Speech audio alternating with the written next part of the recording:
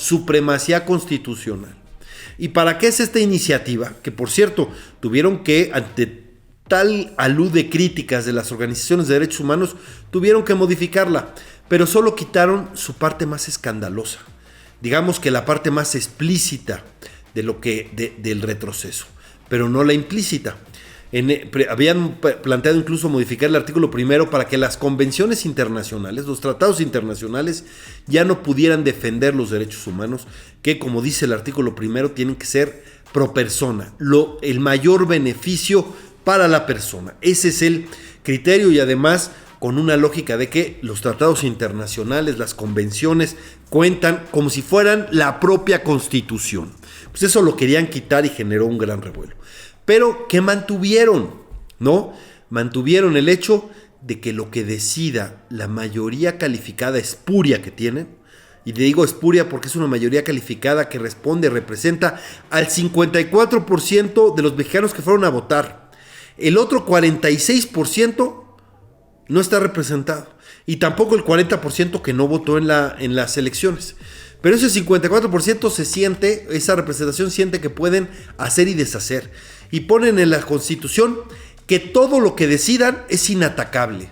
Es decir, nadie les puede revisar, no importa lo que establezcan y cómo lo establezcan.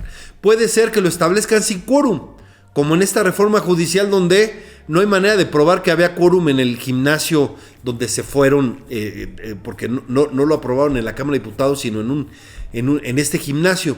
No importa cómo lo hagan, no importa que no le hayan dado ni siquiera tiempo a la oposición para leer, que no hayan deliberado. Bueno, la diputada Antares Vázquez llega y cuestiona al ministro que fue a Harvard y contó los requisitos y dijo, demuéstrame que esos fueron los requisitos. Pues está escrito, se lo puso todo el mundo que fue lo que votaron, es decir, una reforma constitucional que ni siquiera leyeron. Son levantadedos y ni siquiera leen lo que votan para modificar la Constitución. Pues bueno, el caso es que hicieron esta reforma para que así lo hayan hecho con las patas, fast track, rompiendo todos los procedimientos, sin respetar ningún acuerdo, sin respetar los derechos de las minorías, o que puedan hacer lo que sean. Imagínense que pongan que en la Constitución que se prohíbe el voto de las mujeres, o que ya hay esclavitud, o lo que ustedes manden, o que se permite la tortura. Ya no habría manera de revisarlo. Ellos dijeron, lo que decidamos nosotros, nadie lo puede tocar ni revisar. Y acá, eso es despotismo constitucional. Esto ya es abiertamente la dictadura, porque ¿para qué es? Hasta lo confesaron, para que la Corte no pueda revisar la reforma judicial. Y para que no pueda revisar la reforma judicial, dicen, es inatacable, y además rompen un principio del derecho. Y dicen que es retroactiva, es decir, que todo lo que antes votaron y aprobaron de cualquier manera no puede ser tocado, ¿no? Ellos están actuando como si siempre van a estar en el poder, y esa es su intención.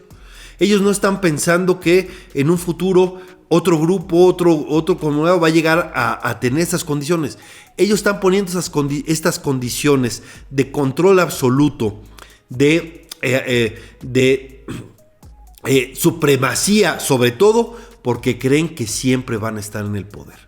Porque además ya tienen el control del INE, ya tienen el control del Tribunal Electoral, van a cambiar la legislación electoral para tener el control. Quizás está la amenaza de quitar incluso a los diputados de representación proporcional para que haya todavía menos pluralidad en eso, para que solo su palabra sea la ley, mientras el país se cae a pedazos en muchas maneras, como ya lo estamos viendo con la violencia. Pero su prioridad es el poder. Y esta reforma es un abuso impresionante. No hay están legislando para sí mismos, para darse el poder a sí mismos. No están pensando en la sociedad, en el país. Claro que este país necesita una fuerte reforma a todo el sistema de justicia. No solo a los jueces, también a las policías, a las fiscalías, etcétera, a los ministerios públicos. Claro que sí, pero no esta reforma que no ataca ningún problema. Esta reforma solo pretende apoderarse de todo, tener todo el poder. Eso es lo que estamos, y lo único que están haciendo es que se están exhibiendo tremendamente. Bueno, llegamos al colmo de que el Tribunal Electoral, que no tiene facultades para el juicio de amparo, le da permiso al INE para desobedecer suspensiones judiciales. Y luego, por si eso fuera poco, la consejera jurídica de la presidencia le pide permiso al Congreso para que la presidenta no acate las órdenes de suspensión, las órdenes judiciales que le marcan, no la suspensión, perdón, que le marcan que retire la publicación del diario oficial de la reforma judicial. Eso es un mandato de un juez. El Congreso no tiene las facultades para darle permiso, venia a nadie para no cumplir la ley, para no cumplir a los jueces. Eso no está en las facultades del Poder Legislativo, ¿no? Pero yo me pregunto si un ciudadano le pide al Congreso que le dé, por favor, el permiso de no pagar una multa de tránsito, ¿no? Pues se supone que ya acabaron los privilegios, ¿verdad? Y si el Congreso se abroga la facultad de perdonarle a la presidenta la responsabilidad, la obligación de cumplir mandatos judiciales, ¿por qué no cualquier ciudadano? La verdad es que es absurdo a lo que hemos llegado. No tiene facultades ni la consejera jurídica para pedir opinión al Congreso de qué ley puede saltarse, qué resolución puede no cumplir, ni tampoco el Congreso, ni en la Cámara de Senadores, ni en la Cámara de Diputados, tienen la facultad para eximir a un ciudadano, y mucho menos a una autoridad, que es la primera que tiene que poner el ejemplo, de no cumplir con resoluciones judiciales. Pero la verdad es que ya no hay Estado de Derecho en México. No hay Estado de Derecho. Está más débil que nunca. Y eso pues va a generar cada vez más problemas, y la Constitución, que debiera ser el espacio en donde todos estemos unidos, que nos reconcilie a todos, que nos reconozcamos todos, ahora ya lo convirtieron en un punto que nos divide, que nos confronta, que nos escinde como mexicanos.